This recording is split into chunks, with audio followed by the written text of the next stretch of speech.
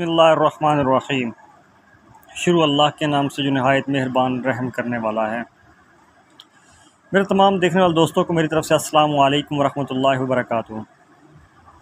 उम्मीद है दोस्तों आप सब खैरियत से होंगे। दोस्तों आज मैं कोई बड़ी चीज़, बड़ा नुस्खा या कोई ऐसी चीज़ लेके आप दोस्तों के सामने हाज़िर नहीं हुआ। छोटा सा टोटका है और बहुत ही कमाल का ज़बरदस्त, और जिन जिन लोगों ने इस्तेमाल किया है अल्हम्दुलिल्लाह उनका ज़बरदस्त रिज़ल्ट मिला और ठीक ठाक हो गए हैं। वर्म मैदा, अल्लाह ये बीमारी किसी को न लगाए। मैदे में ज़ख्म हो जाते हैं। असल में होता ये है दोस्तों कि हमारी ख़ुराक जो होती है, जब तुरशी या ऐसी चीज़ें खानी शुरू कर देते हैं जिनसे मैदे में असर पड़ता है, अंतड़ियों में, मैदे में। असल में होता यह है कि एक कुदरती तौर पे एक छोटी सी झिल्ली सी बनी होती है, बलगम की दीवार होती है मैदे के अंदर, अंतड़ियों के अंदर। जब बलगम खुरना शुरू हो जाती है, खुरते खुरते बलगम ख़त्म हो जाती है, तो कोई जो भी चीज़ खाते हैं वो मैदे में ज़ख़म बनाना शुरू कर देती है। मैदे में ज़ख़म बन जाते हैं। उसके बाद कंडीशन ये हो जाती है कि हम जो भी चीज़ इस्तेमाल करते हैं वो हमें तकलीफ़ देती है। खाने पीने में से अब हमारा जो है बेकार हो जाता है, ना कुछ चीज़ अच्छी तरह से खा सकते हैं, ना कुछ। हल्की सी मिर्च अगर में चली गई है मैदे में तो तकलीफ़ शुरू हो जाती है। बहुत ही समझ लें कि बहुत ही तकलीफ़ देह किस्म की बीमारी है ये। तो दोस्तों इसके लिए एक छोटा सा टोटका है, बहुत कमाल का है ये। इसे इस्तेमाल करें, इंशाअल्लाह अल्लाह मेरे को मंजूर हुआ तो ज़बरदस्त तरीके से आपका मैदा जो है रिकवर करेगा, वर्म ख़त्म हो जाएंगी और आप दोबारा आपका मैदा पुरानी कंडीशन में आ जाएगा।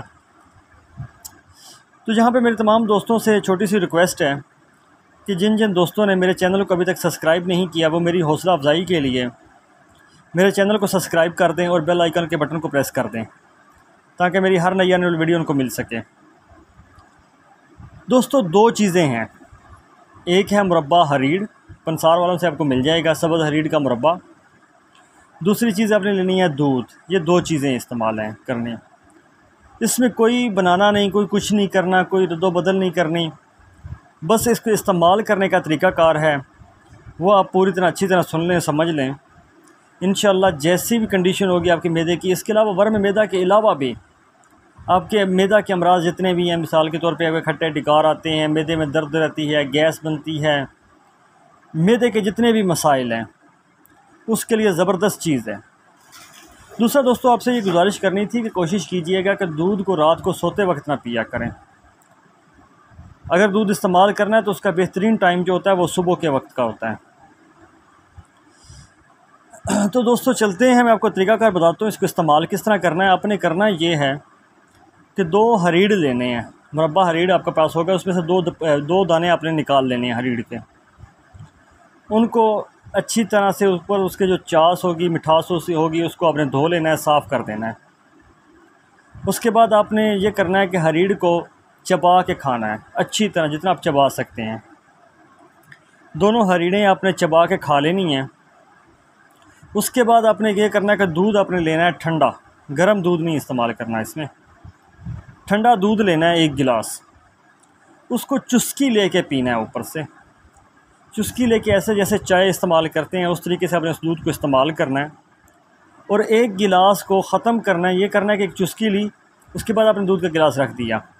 थोड़ी सी ये ही आपके लिए मुश्किल और टाइम है इसमें लगता है पीने में, और ये ही इसकी मेहनत है, इसी का ही आपको फल मिलेगा इसका।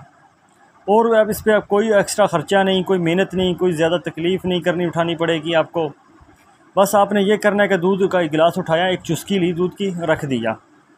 चुस्की ले लेके सुरख के, जिस तरह कहते हैं ना कि चाय पीते हैं खींच के अंदर को सांस, उस तरीके से आपने दूध को इस्तेमाल करना है। और 1 गिलास जो है वो तकरीबन आधे घंटे तक लेके जाएं उसका टाइम।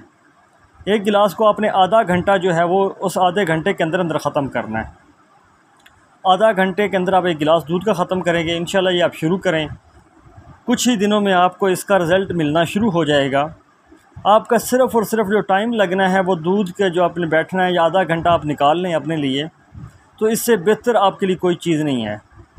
इसका कोई नुकसान नहीं है, किसी किस्म का कोई साइड इफ़ेक्ट नहीं है। ज़बरदस्त चीज़ है, इसको दोस्तों इस्तेमाल करें और इंशाल्लाह आप कहेंगे कि वाकई किसी भाई ने कोई चीज़ बताई थी।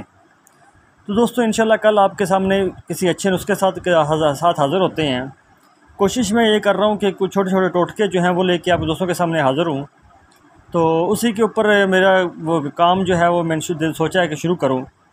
तो दोस्तों तब तक इजाज़त दीजिएगा कल के लिए। कल आपके सामने को जो है वो अच्छा नुस्खा लेके हाज़िर होते हैं। तब तक के लिए इजाज़त दीजिए। दुआओं में ज़रूर याद रखिएगा। अल्लाह हाफ़िज़।